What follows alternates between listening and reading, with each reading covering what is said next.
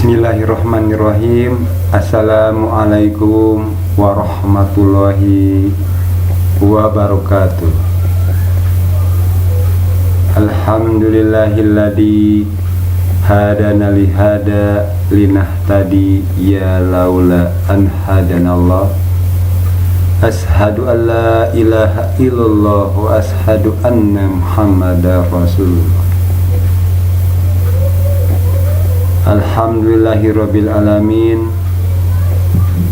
Segala puja dan puji milik Allah Azza wa Jalla, Tuhan semesta alam. Karena berkat kudrat dan iradatnya, alhamdulillah kita masih diberikan kesehatan, kesempatan, kenikmatan yang tiada terhingga. Sholawat dan salam senantiasa tercurah kepada Habibana wa Nabiyana Muhammad sallallahu alaihi wasallam, kepada keluarga, para sahabat, dan kita selaku umatnya yang akan taat dengan sunnah rasulnya. Bagaimana kabar kalian anak-anak semua? Apakah kalian baik-baik semua? Sehat-sehat semua? Sampaikan salam Bapak buat kedua orang tua kalian. Tolong jangan sering main atau keluyuran keluar rumah ya. Hati-hati. Ingat 3M yang paling utama. Jangan lupa pakai masker kalau kalian keluar rumah. Jaga jarak. Pokoknya ikuti protokol kesehatan yang sudah dianjurkan oleh pemerintah. To the point. Bapak hari ini diberikan mandat oleh kesiswaan selaku pembina OSIS untuk sedikit berbagi materi atau sekedar share pengalaman. Nah, kebetulan di sini ada beberapa slide yang mudah-mudahan bermanfaat buat kalian semua. Jangan lihat dari bentuk dan isinya, tapi lihatlah makna yang terkandung di dalam materi ini. Mudah-mudahan bermanfaat. Baik, materi yang ingin Bapak sampaikan pada Senin ini yaitu materi yang ada kaitannya dengan belajar, disiplin, dan motivasi. Tentunya beberapa waktu yang lalu kalian sudah mendapatkan raport penilaian tengah semester. Ada yang hasilnya sangat memuaskan, ada yang memuaskan, ada yang cukup, ada yang kurang. Nah, itu menjadi sebuah evaluasi buat kita. Bagi yang sudah mendapatkan prestasi yang baik, tolong dipertahankan. Bagi mereka yang nilai atau prestasinya dirasakan masih kurang, jangan putus asa, masih ada kesempatan. Nah, mudah-mudahan materi yang Bapak sampaikan bisa bermanfaat buat kalian. Paham? Ya, mudah-mudahan kalian paham dan mengerti. Dan insya Allah materi ini bermanfaat. Judul yang Bapak sampaikan adalah bagaimana meningkatkan kedisiplinan belajar pada siswa. Khususnya bagaimana agar kita siswa-siswi SMP Negeri 10 Cimahi bisa berhasil di dalam belajar.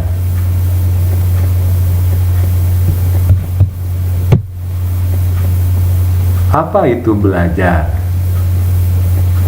Ada yang bilang kalau dulu Bapak pernah diberitahu belajar itu adalah bagaimana seseorang yang asalnya tidak tahu jadi tahu, yang asalnya tidak bisa jadi bisa, yang asalnya tidak paham jadi paham. Dulu waktu SD 1 ditambah 1 kita kan tidak tahu, tapi sekarang kita sudah tahu jawabannya 2, dan begitu seterusnya. Nah, ada beberapa pengertian tentang belajar. Saya mengutip seorang profesor Muhibin Shah nih, tahun 95. Dia berpendapat bahwa belajar adalah kegiatan yang berproses dan merupakan unsur yang sangat fundamental di dalam setiap penyelenggaraan jenis dan jenjang pendidikan. Maksudnya di sini belajar adalah kegiatan yang berproses. Proses itu dilakukan terus-menerus, dilakukan secara sistematis. Keterkaitan antara satu dengan yang lain terus dan terus dilakukan. Belajar itu dari kita sejak dilahirkan sampai ke liang lahat. Jadi utlubul ilmi inal mahdi ilal lahdi, atau ada hadis Nabi, tolabul ilmi palau bisin, tuntutlah ilmu sampai ke negeri Cina, karena pentingnya belajar. Sehingga belajar itu adalah proses, kegiatan yang terus menerus dilakukan oleh seseorang untuk mencapai sebuah tujuan. Nah, belajar itu kalau tidak teratur maka akan kacau hasilnya. Maka salah satu usaha untuk keberhasilan belajar itu adalah disiplin. Kaitannya dengan disiplin. Disiplin dalam belajar. Apa itu disiplin? Disiplin merupakan sikap mental yang tercermin dalam perbuatan, tingkah laku, perorangan, kelompok, atau masyarakat yang berupa kepatuhan atau ketaatan terhadap peraturan, ketentuan, etika, norma, dan kaidah yang berlaku. Artinya, seseorang memiliki sikap atau mencerminkan kepatuhannya terhadap aturan yang ada di sebuah instansi. Kalau misalkan kalian sebagai siswa yang disiplin, artinya ada sebuah sikap yang dimunculkan oleh kalian, oleh Ananda semua, untuk patuh, untuk taat dengan aturan-aturan yang diberlakukan di sekolah kita, contohnya. Paham? Itu artinya Ananda semua sudah mencerminkan sikap disiplin, patuh, taat, konsekuen, istilah bahasa kalian itu. Kita lanjutkan. Lebih jelasnya, ini ada pendapat dari beberapa ahli, diantaranya Bapak Mangun Prasojo dan Ibu Hidayati. Disiplin itu adalah bagian dari perilaku positif yang idealnya dimiliki oleh setiap orang. Jadi, ketika seseorang melaksanakan aturan dengan baik dan ditunjukkan dengan sikapnya, artinya dia sudah disiplin. Disiplin waktu di dalam belajar, disiplin dengan dirinya, disiplin memakai atribut sekolah, atau ketika di rumah ada aturan di rumah, kalian taat dengan apa yang dilarang oleh bapak ibu kalian di rumah, atau kalian mendisiplinkan waktu dengan ibadah kalian, tidak lupa sholat 5 waktu, tidak lupa mengaji, tidak lupa membantu orang tua. Kalian melakukan itu semua, kalian sudah disiplin. Paham? Disiplin dengan waktu, disiplin dengan belajar. Waktunya sholat, waktunya belajar, waktunya main ada. Ada saat-saat kalian diberikan kewenangan, diberikan kesempatan untuk bermain.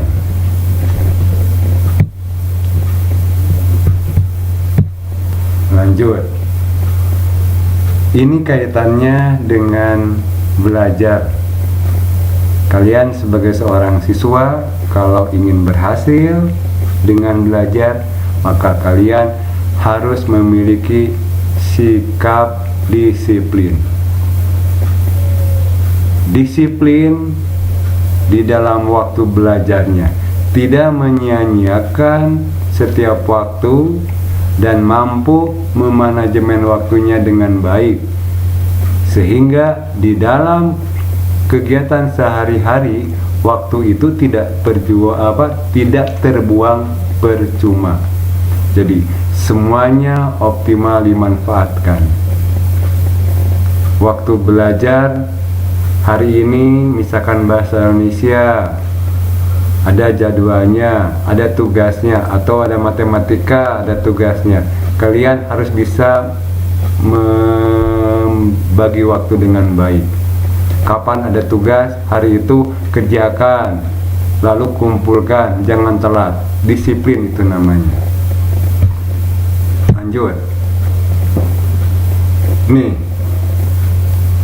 ciri-ciri di dalam kedisiplinan. Dianggap seseorang sudah memiliki sikap disiplin atau sifat kedisiplinan itu muncul pertama karena adanya hasrat yang kuat untuk melaksanakan sepenuhnya yang menjadi norma, etik, dan kaidah yang berlaku di dalam masyarakat, atau lebih kecilnya atau lingkupnya adalah hasrat yang kuat untuk melaksanakan segala apa yang sudah menjadi kesepakatan bersama, yang sudah menjadi aturan. Kalau misalkan di SMP 10 ada aturan, ada peraturan siswa, ada tata tertib siswa dan guru, dan semua itu ingin melaksanakannya dengan sebaik-baiknya.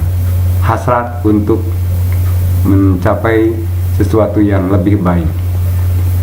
Nah, disiplin ini harus ada perilaku yang mengendalikan. Jadi kalau kita tidak ada niatan untuk disiplin di dalam diri kita, nonsen atau bullshit lah semua, maka akan kacau lah tujuan kita. Jadi kita tidak terarah. Jadi kita harus punya tujuan. Nah, untuk mencapai tujuan tersebut, diri kita harus bisa dikendalikan. Hati kita harus bisa mengendalikan diri kita. Paham? Kalau tidak paham, nanti kalau ketemu kita bisa share lagi ya. Mudah-mudahan ya, Bapak juga berharap suasana seperti ini bisa berlalu, kita bisa bertatap muka. Kita tunggu sajalah ya. Sabar. Untuk sementara, stay at home. WFA ya.